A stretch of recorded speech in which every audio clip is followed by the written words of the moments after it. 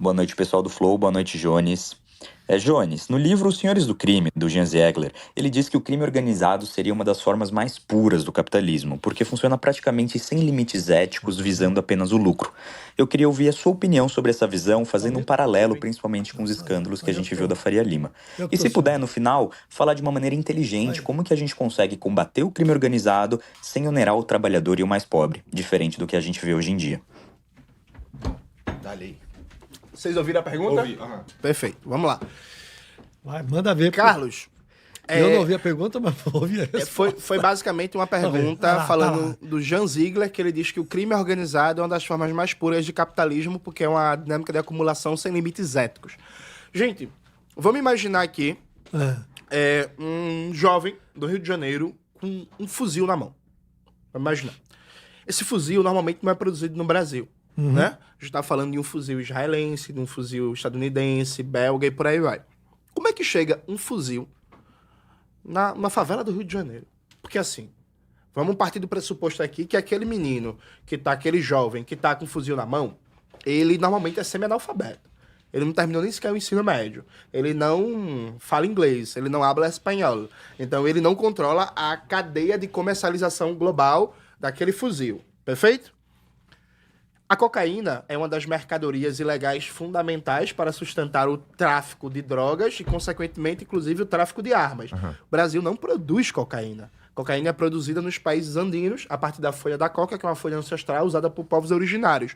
Veja, a gente está falando de um comércio logístico continental.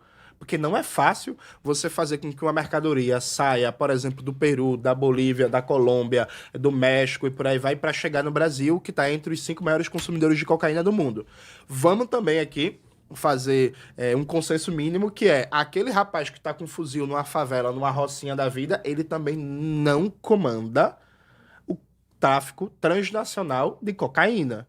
Muito menos o tráfico de drogas sintéticas que são importadas da Europa Ocidental. Então, assim, não é a pessoa que mora na Rocinha que comanda o tráfico de êxtase que sai de Amsterdã e vai parar nas baladas de Copacabana, da Faria Lima e por aí vai.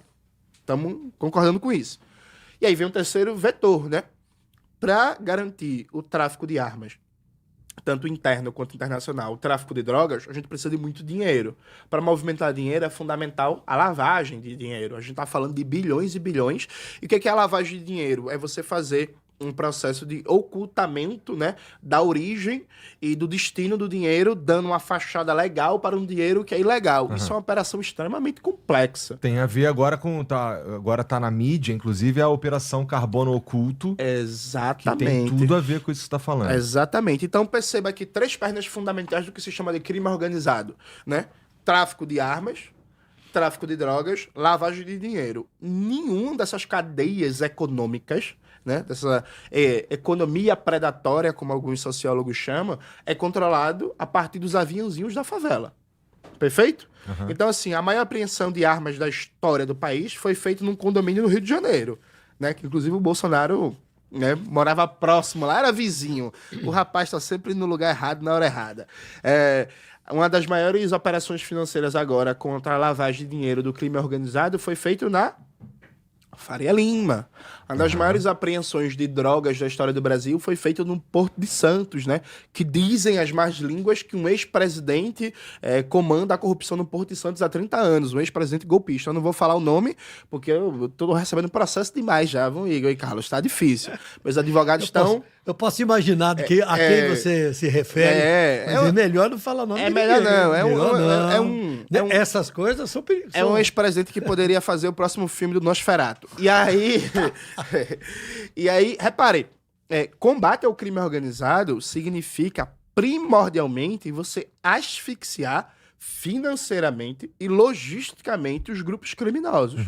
Porque o combate no varejo, dito combate no varejo, que é uma simulação de combate... Que é o que acontece hoje. Que é o que acontece hoje. Basicamente, ele gera morte, traumas, bala perdida, crianças assassinadas, jovens assassinados, encarceramento em massa, e a violência no Brasil só faz crescer. Veja, Desde o final da ditadura empresarial militar até hoje, a gente tem a mesma política de segurança pública, salvo algumas pequenas exceções. Governo Brizola no Rio de Janeiro, governo Olívio Dutra no Rio Grande do Sul e, por incrível que pareça, o primeiro governo Mário Covas aqui em São Paulo. Tirando esses 3 governos, a gente tem basicamente o mesmo paradigma de segurança pública, que é a política do tiro, porrada e bomba. É prende, mata, encarcera. Prende, mata, encarcera. É isso. Reduziu a violência? Não. Cresceu facções criminosas? Se espalharam pelo Brasil inteiro. O consumo de drogas nunca foi tão alto. O tráfico de armas nunca foi tão alto. Inclusive, a CPI do tráfico de armas, feitas há mais de 10 anos atrás no Congresso Nacional, falava que 50% de todas as armas em circulação no Brasil saíam do Estado, da polícia ou das Forças Armadas, principalmente do Exército. Então, combate ao crime organizado, sério, parte do pressuposto de que a gente vai asfixiar por cima as cadeias de comando. Porque aí é muito fácil, né? Qualquer governador oportunista diz que vai ser eleito e a polícia vai atirar na cabecinha. Aí qualquer racista, fascista, vai e mata 40 na Baixada Santista e diz que está combatendo o crime. Mas você vai ver os índices, por exemplo, aqui em São Paulo, Carlos, explodiu o índice de crimes sexuais, de violência sexual contra crianças, de feminicídio, e por aí vai indo. Então, isso não muda nada. Objetivamente. Agora, o que é que muda? Uma operação como essa. Só que aí, qual é o segredo? Veja, existia uma operação gigantesca de lavagem de dinheiro. Se desmontou esse esquema. Mas as condições concretas para a continuidade da lavagem de dinheiro não foram desmontadas. Por exemplo, 2 medidas. O sistema bancário deveria ser totalmente estatizado e a distribuição de combustível totalmente estatal. Quer quebrar as pernas do crime organizado? A gente tem que acabar com a distribuição privada por retalho de combustível. E não só combustível, gás de cozinha. Por exemplo, no Rio de Janeiro, as milícias dependem fundamentalmente da distribuição privada de gás de cozinha. Se a gente estabelece um monopólio estatal sobre a distribuição de combustível e gás de cozinha, estatiza o setor bancário e cria regras realmente rígidas para a circulação de capital e a gestão de fundos de investimento, a gente asfixia financeiramente o crime. Sem dinheiro, nenhuma facção, nenhuma quadrilha consegue sustentar um mês a sua estrutura. Jones, mas todos esses exemplos que você está dando, que o Estado, serviços que o Estado poderia assumir, em outros tantos serviços, o Estado assumiu e não funcionou. O Estado se tornou um monstro gigantesco, um monstro lento, um monstro inoperante. E o Estado não impediu a corrupção também. Então, não é um pouco sonhar, se entrega tudo para o Estado? O Estado brasileiro nunca demonstrou tal eficiência. Foi eficiente em algumas coisas, mas completamente ineficiente em outras coisas. Eu não sei se é possível fazer tudo isso dessa forma, com essa eficiência, fazendo com que todos tenham a mesma oportunidade. Não sei, eu acho um pouco romântica essa ideia. Não, veja, Carlos, é uma boa pergunta, porque a gente não defende o Estado atual, né? A gente defende uma transformação radical do poder político, inclusive da forma política estatal. Porque, repare, vamos dar um exemplo concreto. Como é que funciona hoje a Petrobras? A Petrobras ela tem hoje seus acionistas privados que têm uma influência gigantesca na companhia, em que na prática a Petrobras funciona como vaca leiteira do mercado. A prioridade da Petrobras é distribuir dividendos para os acionistas, inclusive vai ter uma curiosidade para os nossos ouvintes, né? A mídia empresarial, ela vive defendendo o livre mercado, né? Mas a maior delas, a Rede Globo, ela não tem ações abertas, capital aberto na bolsa, né? A Rede Globo é uma companhia familiar que ninguém manda. Então, se Igor, que é poder rico, quiser comprar ações da Rede Globo, ele não pode.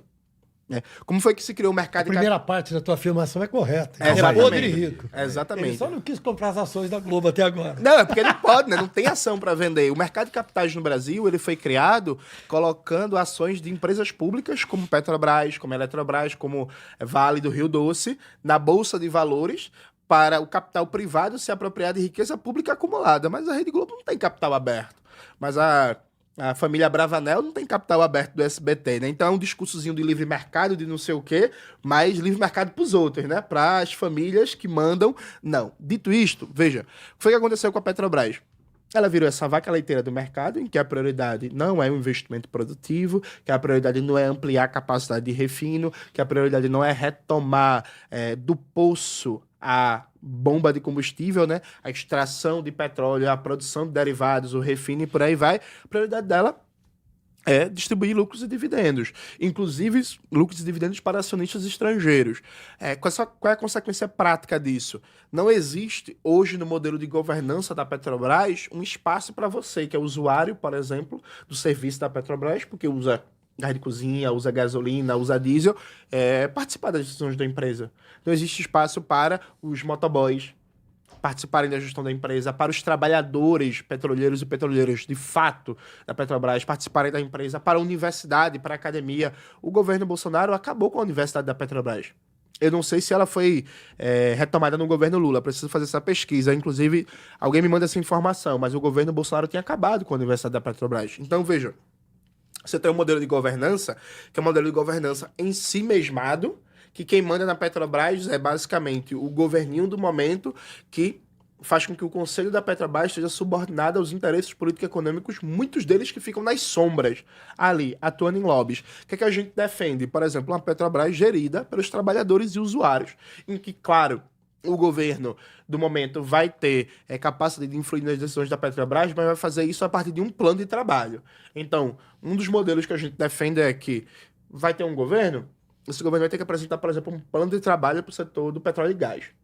Qual é o plano nos próximos 10 anos a ser revisto, né, a cada 2 anos, cumprimento da meta, inclusive passando pelos próprios escrutínios do processo eleitoral. Só que o elemento de controle disso vai ser a partir de um conselho popular de trabalhadores e usuários. Então a gente poderia mudar o modelo de governança, porque veja, o que está errado, a gente não vai solucionar privatizando. Veja, a energia acabou de cair aqui, né? A energia em São Paulo é privada, né? É a Enel, que é um grupo italiano que manda na energia elétrica de São Paulo e que, inclusive, decidiu, porque a Itália está com problema no seu balanço de pagamentos, então decidiu que a Itália precisaria ter entrada maior de dólares, de euros e por aí vai, e mandou cortar um bocado de funcionário da Enel aqui de São Paulo, começou a ter apagão direto, 2 apagões por ano. Né? Verdade, então, assim, a coisa não funciona. Tem um exemplo que o Ciro Gomes dá, que é um exemplo bom. Veja, a vaca tá com carrapato. O que é que você vai fazer? Você vai dar um tiro na cabeça da vaca? Pode ser, vai matar os carrapatos, mas vai matar a vaca também, né? E a vaca dava leite, né? Do leite você fazia queijo e por aí vai. Então, a solução não é dar um tiro na cabeça da vaca, é mudar a forma como você está cuidando da vaca, né? Aliás, a gente falou de PCC, né? Você falou de PCC. A história desses últimos 2 dias, de ontem e hoje, das investigações, né? Atingiram a Faria Lima de frente, né? É isso. E a Faria Lima, quem trabalha na Faria Lima, nos grandes sistemas financeiros lá, sempre se considerou a parte do mundo. Aí criou-se até um neologismo, os Faria Limers. É isso. Os Faria Limers. Aí saíram muitas reportagens, como se comportam os Faria Limers, como se vestem os Faria Limers. Sim. Aí faltou se descobrir como é que agiam ou roubavam alguns Faria Limers, né? Agora, E é inacreditável e é gravíssimo isso que foi descoberto agora. Mais de 30 bilhões de reais. 30 bilhões de reais desviados pelo crime organizado a partir de instituições que trabalhavam no mercado financeiro. Algumas né? fintechs... Agiam no mercado financeiro. Algumas fintechs envolvidas, um problema gigante aqui. Tem gente falando, inclusive, na verdade tem veículo falando em 46 bilhões não rastreáveis de 2020 a 2024. Então é muito dinheiro mesmo para valer assim, a ponto de só assim para financiar de fato a estrutura do crime, né? e aí vamos fazer uma problematização aqui. Veja, tem um rapper que eu gosto muito, que é o DK47, que é do Além da Loucura. Tem uma música dele que ele fala... Em Alphaville não pisa na minha calçada e na favela não pisa no meu pescoço, né? Veja, a gente sabe que a polícia brasileira ela é uma das polícias mais violentas do mundo. A gente tem um dos maiores índices de assassinato pelo Estado do mundo inteiro. O que a polícia do Rio de Janeiro mata em um mês, a polícia dos Estados Unidos demora quase um ano inteiro para matar. E aí, veja, ninguém levou tapa na cara, ninguém levou tiro, né? Ninguém foi humilhado em programa policial, apareceu algemado de chinelo para ser espizinhado por repórter. E aí, não tô defendendo. Longe de mim, eu sou um cara tão pacífico que nenhum Faria Lima levasse tapa na cara e levasse tiro, não. Agora, repare, se justifica, a partir do suposto combate ao crime, uma violência diária que tá matando trabalhador, que tá matando criança, que metralhou um músico com sua família com 80 tiros, que matou uma criança como Ágata, que matou João Pedro, que matou Cláudia, que matou Amarildo, que matou DG, que matou tantas outras pessoas. Só que aí quando a gente vai ver, o que sustenta o mesmo crime organizado é uma série de fundos de investimento e fintechs. E aí tem uma coisa muito grave, Carlos e Igor, que quase ninguém prestou atenção. Um dos bancos envolvidos nesse escândalo é o Banco Genial. Todo mundo já ouviu em algum momento o nome desse banco, porque é o banco que patrocina a pesquisa da Quest. É por isso que fala pesquisa Genial Quest, que é o Banco Genial que patrocina. O que é o Banco Genial? O Banco Genial é uma das instituições ouvidas no Boletim Focus. O que é o Boletim Focus? É um mecanismo de democracia direta criada pelo grande capital no governo FHC, que faz pesquisa semanal. Do Banco Central. Do Banco Central. Faz pesquisa semanal com bancos para saber qual é a expectativa deles para inflação, subida de juros, o que vai acontecer essa semana que vem. E o Banco Central divulga o Boletim Focus semanalmente. E isso é divulgado pela imprensa. Isso, né? É uma espécie de profecia autorrealizável, né? Porque se os bancos que são ouvidos no Boletim Focus dizem que a expectativa é a taxa de juros subir, o Banco Central incorpora isso ao modelo e responde subindo a taxa de juros. Então, peraí, espera um pouquinho. Então, um dos bancos envolvidos no escândalo de lavagem de dinheiro de um dos grupos criminosos mais perigosos da América Latina é a mesma instituição que tem influência direta na definição da taxa de juros da política monetária do Brasil. É isso mesmo? Aí a pergunta que eu faço, veja, você que é trabalhador, você que é pequeno e médio comerciante, você tem capacidade de definir a taxa de juros no Brasil? Não tem. De influenciar a política de crédito no Brasil, de definir quanto é que você quer pagar de juros, de definir como é que vai funcionar seu acesso a capital de giro. O trabalhador não tem, o pequeno comerciante não tem, o médio comerciante não tem. Mas um banco que está envolvido em um bocado de privatização, tem relacionamento com facção criminosa, é diretamente ouvido pelo Banco Central para definir a taxa de juros. E digo mais, Carlos, presta atenção, é o Banco Central que tem papel de fiscalizar as instituições financeiras. Então a gente tem que fazer uma pergunta aqui também. O Banco Central que está privatizado, que foi aprovada a autonomia do Banco Central durante o governo Bolsonaro, o Banco Central não falhou nessa fiscalização, não? Porque o Banco Central deixou bilhões e bilhões correrem para financiar o crime organizado no Brasil. É papel do Banco Central fiscalizar. O senhor Gabriel Galípolo, atual presidente do Banco Central, o senhor Roberto Campos Neto, antigo presidente do Banco Central, eles não precisam prestar contas, não? Dar os esclarecimentos, vir aqui no Flow Podcast e explicar. Vem cá, menino, por que foi que vocês não viram isso? Como é que é isso? Vocês não viram nada não, foi? Aí os caras movimentaram 10, 20, 30, 40 bilhões. Tá aí o convite pro Galípolo vir aqui explicar no Flow, ou pro Roberto Campos Neto vir aqui. E aí o microfone fica aberto. Pode falar do jeito que quiser, pode falar. Né? Pode falar. Mas realmente é incrível, todo mundo ficou de boca aberta, porque todo mundo falava que tinha uma série de rede de postos de gasolina que adulteravam e que eram ligados à PCC. Essa conversa sabia. Inclusive, os dois nomes que foram anunciados aí como sendo supostas redes ligadas ao PCC já eram de conhecimento de todo mundo. Né? Todo mundo falava. Mas que lá dentro da Faria Lima, muita coisa era feita de maneira a desviar dinheiro ou esquentar dinheiro, porque o dinheiro via. Inclusive, é inacreditável que as fintechs que manobravam a história, elas são proibidas, pela norma de fundação de fintechs, elas são proibidas de receber dinheiro em espécie. Sim. E elas recebiam dinheiro vivo. Dinheiro em espécie é dinheiro vivo, né? E eram bilhões que chegavam em dinheiro vivo. E elas pegavam isso, aplicavam em fundos, e depois o PCC sacava o dinheiro de fundo, e aí o dinheiro estava esquentado e podia aplicar no que quisesse. Agora, um dos meios da gente enfrentar isso, Carlos, não é estatizar o sistema bancário?